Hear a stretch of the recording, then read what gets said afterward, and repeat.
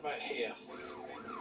Where the fucking hell's bells? At this point, I heard the first bang. Been shot at. 312. 390. Don't go forward. Shoot. He was fighting a Glock, and he opened fire in our direction. I knew straight away that this was the real thing. This wasn't an imitation, this wasn't a BB gun, this was the real deal. 944 Papa Lima Echo. I've been shot at by an automatic handgun.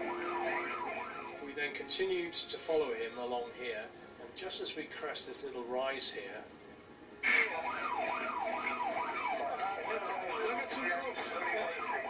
he came to a stop. Yeah, we're not getting too close. Don't get too close, man. Shoot. He pulled up just in the centre of the road. There was a moment where I was considering ramming his car, but at that time his driver's door opened and he got out with his back to me. And as he turned around, I could see he was holding an assault rifle.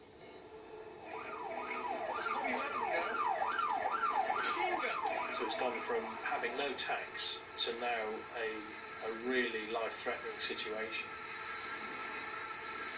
But I can remember expecting him to walk up and poke the rifle in through the window and execute me.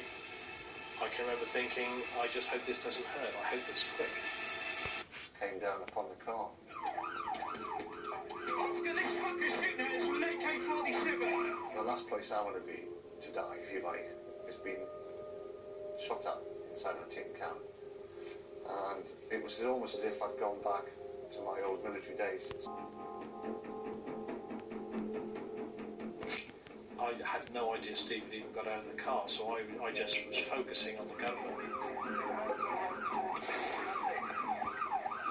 I looked back up over and he headed off back along the Hounslow Road.